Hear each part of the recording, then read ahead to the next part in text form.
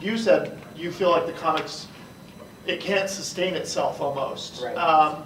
We've had 8 episodes of incredible television. They're working on the new season right now. Do you feel like it can continue this pace? Do you feel like we can keep walking this tightrope? Well, maybe, just because of the way that they've done it, although that's really hard because, I mean, you can't live with the Shadow King forever. Right. And there's not really anybody except for David's father who might even be close to any kind of like power level. If the show is going to continue going, they are going to have to bring in, I feel they're going to have to bring in some more mainstream X-Men. We might see our first mainstream Emma, like in the television universe, so we might see like Emma Frost. And I don't know if you can just keep doing psychics. I mean, Flash seems to do all right with just keep making up speedsters. No, it doesn't. But eventually it gets boring, right? Because like, when you really think about the Flash, you're like, okay, what's a problem that super speed can't solve? And the only thing that comes to mind is more super speed. And with David's power, I just don't know. I don't see it. I would love it if they get through a season 2 and a season 3 and call it, because I just don't see it being very sustainable for a long-term show. Okay. Christian, you're familiar with comics. What do you think? Yeah, like I said at the beginning, as an aspiring artist and storyteller, is like 16-year-old, inspired by the original, and then now as a filmmaker and writer, I've been inspired by the television show in the same way, and pushing the limits of what, like Kaitlyn speaks about, this shouldn't work. That what can be done, and so I'm kind of with the plan. Like, I think 3 seasons would be great, and to not overextend themselves, because you got a good thing going, and don't wreck it by trying. And maybe they'll take the Jermaine Clement will just tell them they'll follow his example with Fight of the Conchords and just do 2 seasons and say we're good, and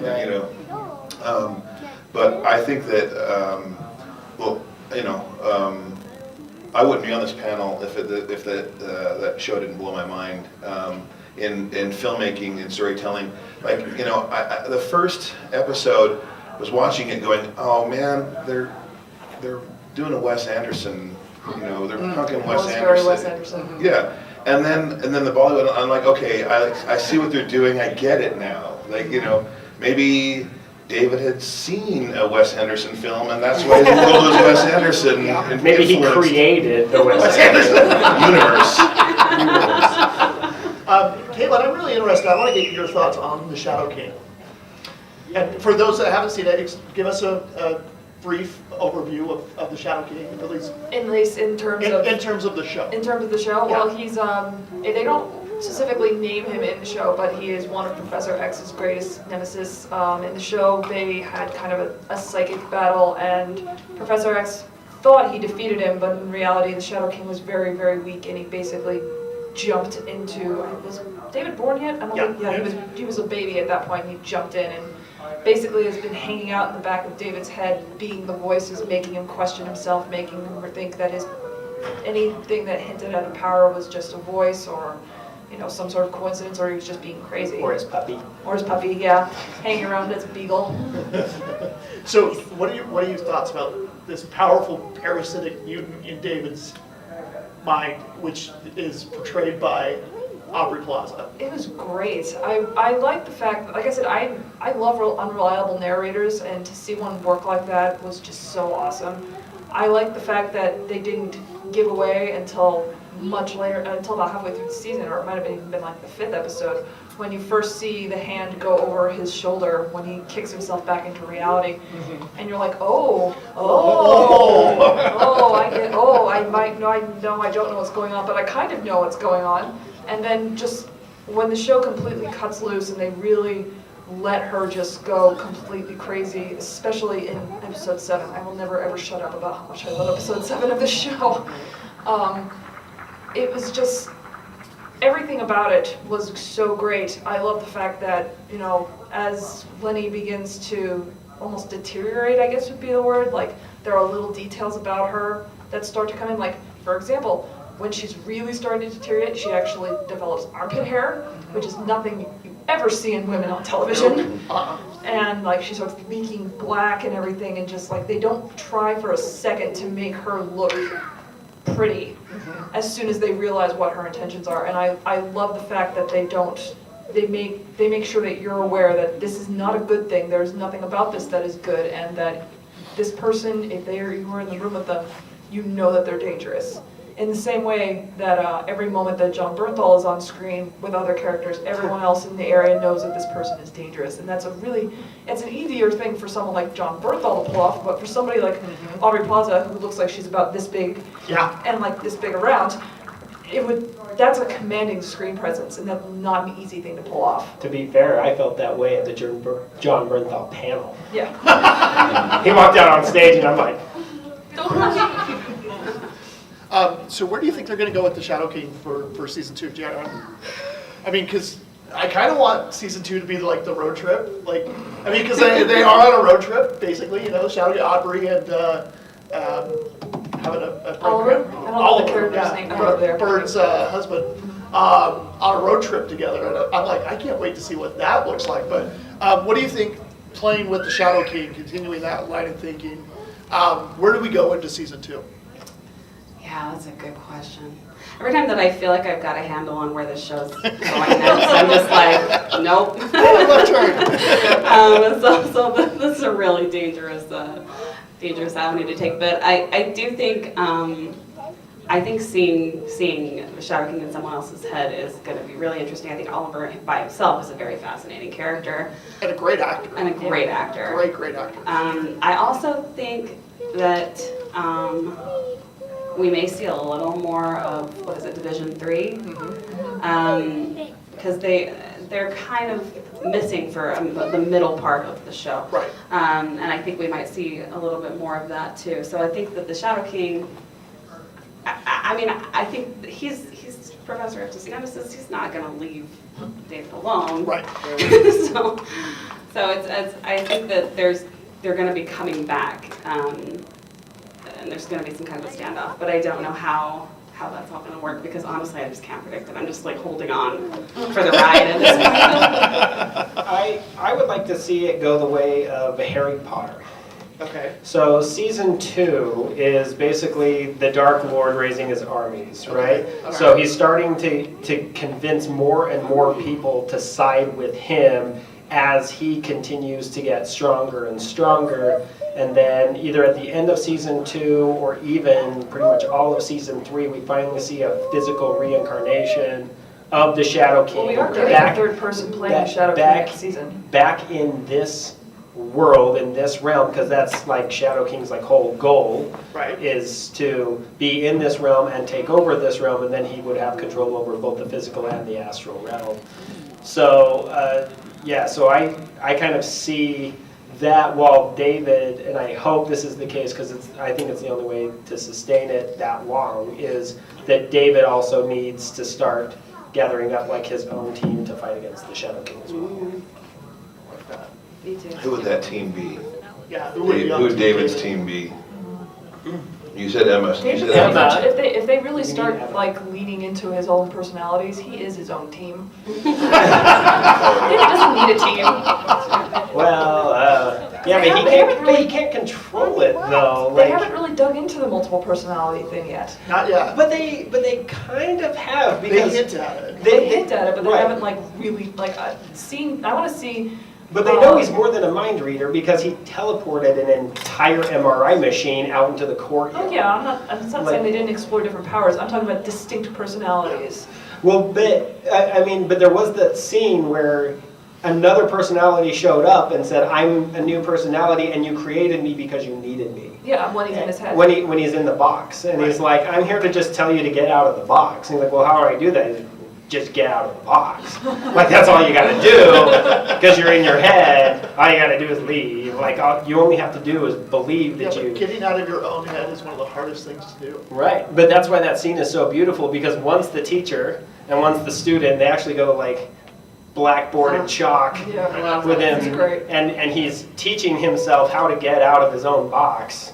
But he specifically says, I'm your other personality that you created because you needed me.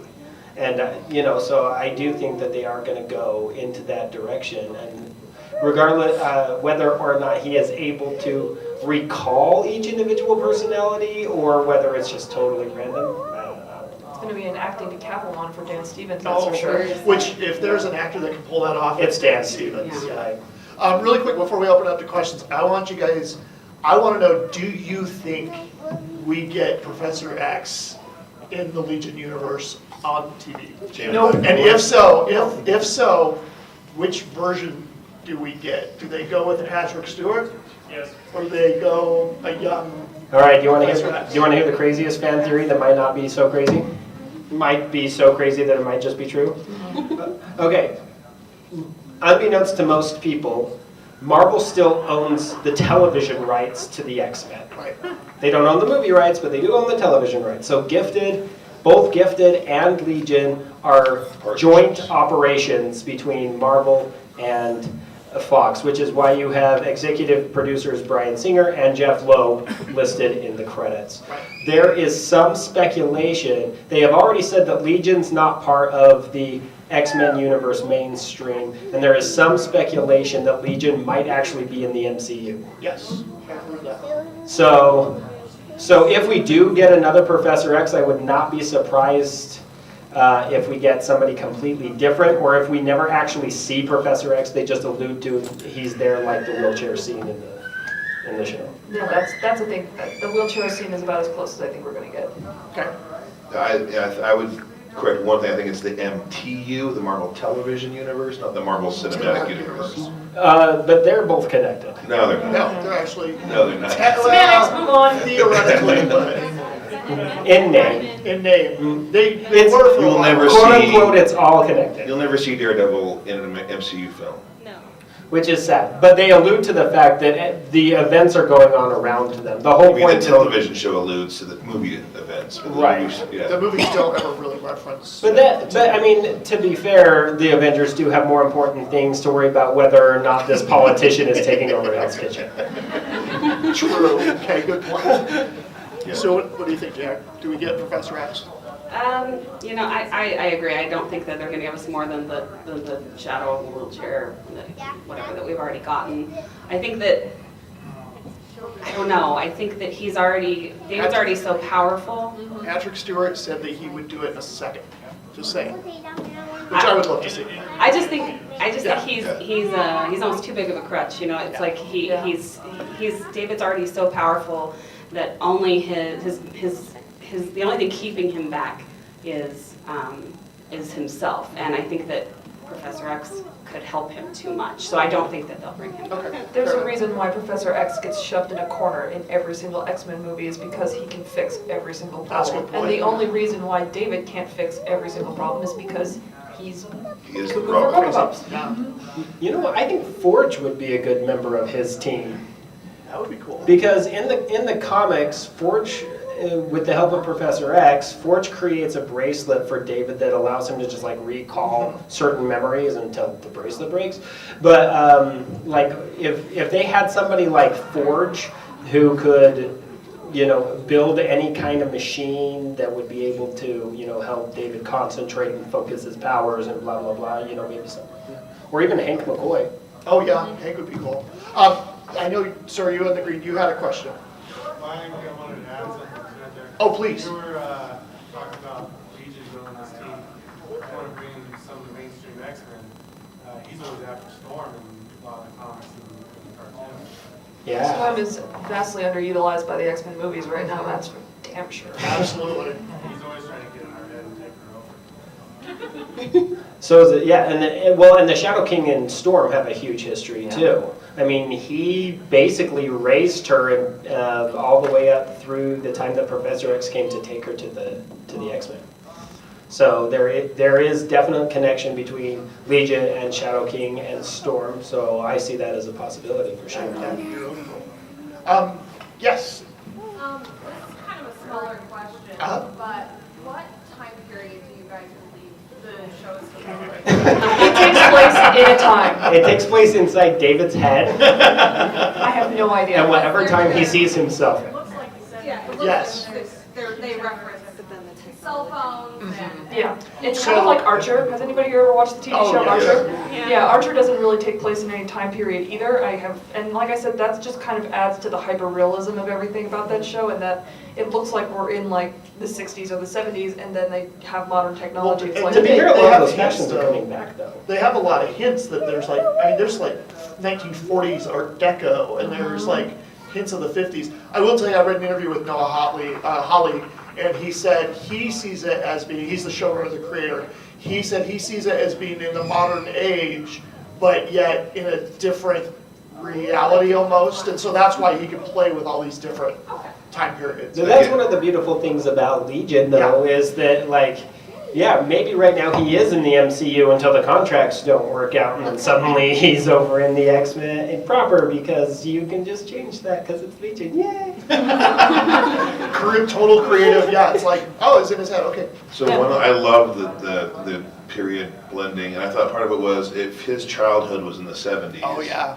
And that's why, and we're seeing everything through his eyes and through his reality, that's why everything has its modern time, or maybe even a little bit in the future with the technology they have, but he sees it through the lens of his childhood, which is 70s and, wood paneled walls and all that kind of stuff, and so. And a puppy. And the suits. Yeah, ooh, I like that. Yes, sir, Flash. I just had a question. What did you all think of the end credits scene? Oh, Yeah. by the way, I have a friend who did not know there was an end credit scene until like a week ago, and he's like, that completely changes everything. I'm like, oh, yes, it does. So, going into spoilers, end credit kicker. Who wants to take that one on? I have no idea. I have absolutely no. I remember I marathoned that show with my parents the last time I went down to Florida to visit them, because I made them marathon Daredevil the time before I visited them. Yeah, I got my parents. Good daughter. Yeah. I know, we drank a lot of Daughter vodka and here. watched a lot of Marvel TV. It was awesome.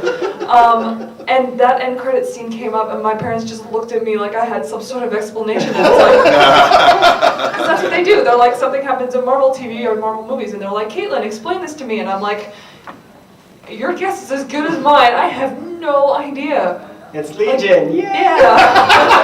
I think I might have said because X-Men. I was like, that's the explanation. Because It's X-Men. Because X-Men. It's an X-Men thing, so who the hell knows? It works in the comics, too. It does. It's because it's X-Men. Because X-Men. There's a continuity error, and because X-Men. So, Cable change. and